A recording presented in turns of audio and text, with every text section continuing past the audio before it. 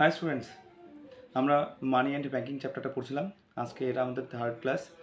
আমরা অলরেডি প্রথম ক্লাসে ইন্ট্রোডু দিয়ে ফেলেছি এই চ্যাপ্টার সম্পর্কে, আর সেকেন্ড ক্লাসে আমরা মানি নিয়ে আমরা পড়েছি। তো মানি অ্যান্ড ব্যাংকিংয়ের হচ্ছে কি আমি বলেছি দুটো পার্ট হয়, একটা হচ্ছে মানি আর একটা হচ্ছে ছোটো পার্ট, আর একটা বিরাট বড় পার্ট হচ্ছে ব্যাংকিং।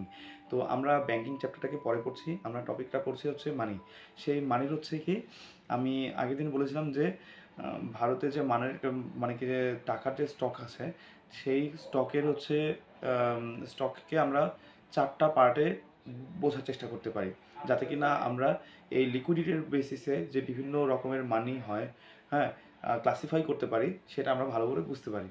তো আমি বলছিলাম যে stock of money in hour economy, সেটাকে আমরা চারটা ভাগে ভাগ করতে পারি।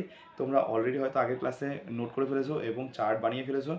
তো সেখান থেকে তোমরা প্রথমে লিখেছো হয়তো stock of money in hour economy. তো এটার চারটা ভাগ। প্রথম পার্টে থাকবে কারেন্সি ইন সার্কুলেশন। এর কারেন্সি অফ সার্কুলেশনের দুটো জিনিস থাকে, একটা আমাদের কাছে যে টাকাটা থাকে যেটা আমরা এক্সচেঞ্জ করে বেড়াই, আর সেকেন্ড হচ্ছে ব্যাংক নিজেদের মধ্যে যে এক্সচেঞ্জ করে আইসিআইসি ব্যাংকের সঙ্গে এসবিআই, বা হচ্ছে কি ব্যাংকের সঙ্গে পাবলিকের যে ডিলিংস হয়, যে এক্সচেঞ্জ হচ্ছে, সেটাকে বলছি আমরা কারেন্সি ইন সার্কুলেশন। এই দুটো জিনিস থাকবে। তো তোমরা কি করবে যে এটাকে তীরচিহ্ন দিয়ে কারেন্সি ইন সার্কুলেশনের মধ্যে একটা হচ্ছে ফিজিক্যাল ক্যাশ আর একটা হচ্ছে ক্যাশ উইথ ব্যাংকস, এই দুটো ভাগে ভাগ করো। তারপর হচ্ছে কি দাগ দাও সুন্দর করে, আটটা ভাগ করো। হ্যাঁ, আটটা ভাগ এই কারণে আমি আগের দিন বলেছিলাম যে stock of money in our ইকোনমির হচ্ছে চারটা ভাগ, এক একটা ভাগের আবার দুটো করে।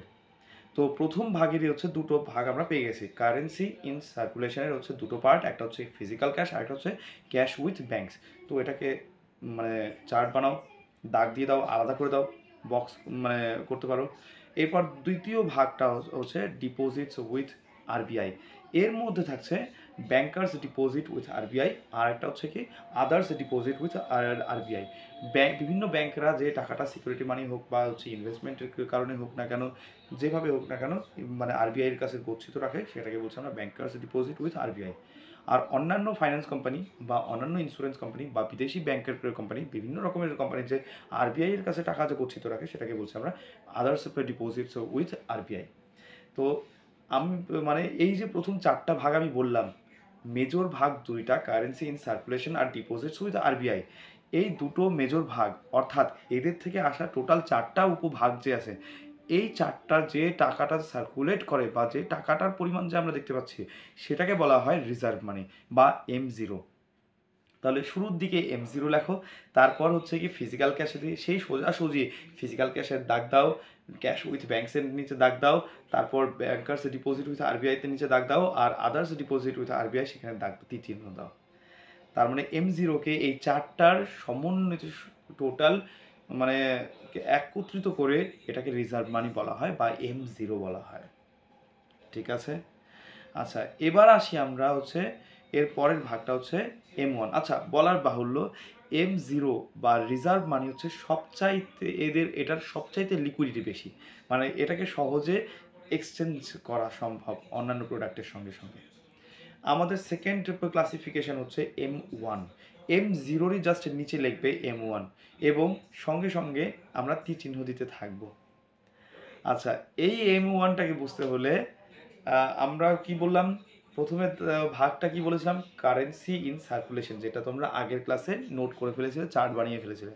কারেন্সি ইন সার্কুলেশন সেটা হচ্ছে কি এই M1-এর সাইডটাতে, মানে উপরে লিখে আছে যে কারেন্সি ইন সার্কুলেশন, তার একটা হচ্ছে ফিজিক্যাল ক্যাশ আর একটা হচ্ছে ক্যাশ উইথ ব্যাংকার্স। তো এই ফিজিক্যাল ক্যাশ সোজা আসবো প্রথমে M1, তারপর হচ্ছে কি ফিজিক্যাল ক্যাশের নিচে তীর চিহ্ন, তারপরে M0 হচ্ছে কি ফিজিক্যাল ক্যাশের নিচে তীর চিহ্ন, তারপর হচ্ছে M1 আসবে, M1-এর পাশেই হচ্ছে কি কার কলাম, ফিজিক্যাল ক্যাশের হচ্ছে কি কলাম, সেখানে একটা তীর চিহ্ন দাও।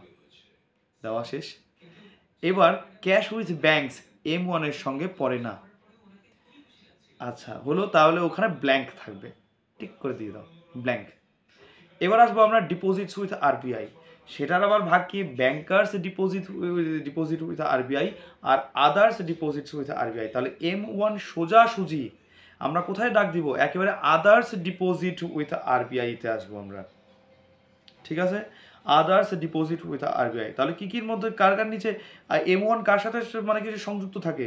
একটা হচ্ছে ফিজিক্যাল ক্যাশ আর আদার্স ডিপোজিট উইথ আরবিআই এর সঙ্গে সংযুক্ত থাকে।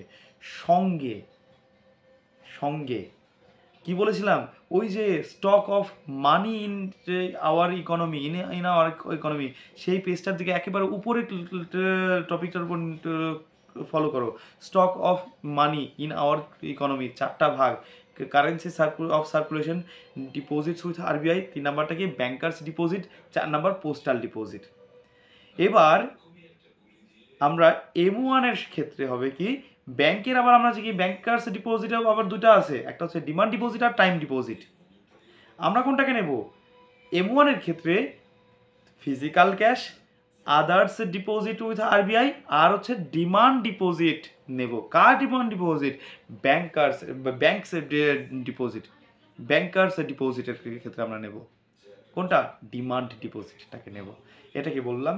M1। তাহলে M1 ইকুয়াল টু কি? Physical cash plus others deposit with RBI আর হচ্ছে কি ব্যাংকার্স ডিপোজিট, সেটা কি ব্র্যাকেটে কি ডিমান্ড ডিপোজিট। ঠিক আছে, এটা গেল M1। এবার আমরা আসবো M2 তে। M2 এর ক্ষেত্রে কি হবে? এটা মনে রাখার আরেকটা সোজা আছে। M1 এ যা যা ছিল সেটাই বসাও, পারলে M2 ইকুয়াল টু M1 লেখো প্লাস পোস্টাল ডিপোজিট যে আছে সেটার আবার দুটো ভাগ, একটা হচ্ছে ডিমান্ড ডিপোজিট আর একটা টাইম ডিপোজিট। আমরা কোনটা নিব M2 এর ক্ষেত্রে? আমরা নেব পোস্টাল ডিপোজিট নেব। তাহলে এটাকে আমরা সহজভাবে যদি আমরা ভাঙে বলি তাহলে কি হবে? M2 equal to physical cash plus others deposits with RBI plus bankers deposit, কোনটা? ডিমান্ড ডিপোজিট, তারপর পোস্টাল ডিমান্ড ডিপোজিট, মানে পোস্ট অফিসের যে ডিমান্ড ডিপোজিট আছে, এটাকে মানে কি সংযুক্ত করার পর যা পাচ্ছি সেটা হচ্ছে M2। এবার আসি আমরা হচ্ছে M3। M3 ক্ষেত্রে কি হবে? M3 ক্ষেত্রে এবার আমরা আবার M1 এ যাব। খেয়াল রাখবে M1 থেকে আসবে M2, শুধুমাত্র কি M2 equal to M1 plus পোস্টালের হচ্ছে ডিমান্ড ডিপোজিট। এবার আসবো আমরা M3। M2 তো কমপ্লিট হয়ে গেল, এবার আসবো আমরা M3। M3 ক্ষেত্রে কি হবে? আবার আমরা M1 নেব প্লাস সঙ্গে কি ব্যাংকের হচ্ছে টাইম ডিপোজিট নেব। বোঝা গেল? কি বললাম আমি? M3 equal to M1 plus bankers time deposit. ব্যাংকের যে টাইম ডিপোজিট, তুমি যে টাকাটা টাইম ডিপোজিট হিসেবে রাখছো, ব্যাংকার্স বলবো না, হ্যাঁ ওই যাই বলো একই হলো ব্যাপারটাই, যে পাবলিক যে ব্যাংকে গিয়ে টাইম ডিপোজিট হিসেবে রাখছে সেটা কথা বলছি আমরা। এটা হচ্ছে M3। তাহলে আরেকবার রিভিশন করছে কি, M1 মানে কি? M1 হচ্ছে কি currency in circulation plus deposit with RBI. এই দুটো টপিকের 4টা সাব টপিক আসবে, সেটা হচ্ছে কি M0। M1 কি আসবে? M1 হচ্ছে কি physical cash plus others deposit with RBI plus ব্যাংকের হচ্ছে ডিপোজিট কি, সেটা ডিমান্ড ডিপোজিট। M2 তে আসবো, M1টা রিপিট হবে প্লাস পোস্ট অফিসের যে ডিমান্ড ডিপোজিট হয় সেটাকে আমরা নিচ্ছি। তার মানে কি M1 আর M2 দুটোই হচ্ছে কি ডিমান্ড ডিপোজিট নিয়ে কথা বলে। ঠিক আছে, শুধুমাত্র একটু পার্থক্য আছে।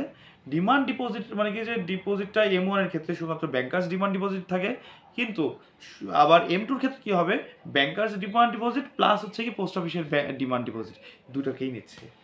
তাহলে M1 আর M2 হচ্ছে ডিমান্ড ডিপোজিট দিয়ে ভর্তি। এবার আসি আমরা M3 এর ক্ষেত্রে। M3 এর ক্ষেত্রে ইকুয়াল টু কি হবে? M3 equal to M1 plus ব্যাংকের টাইম ডিপোজিট।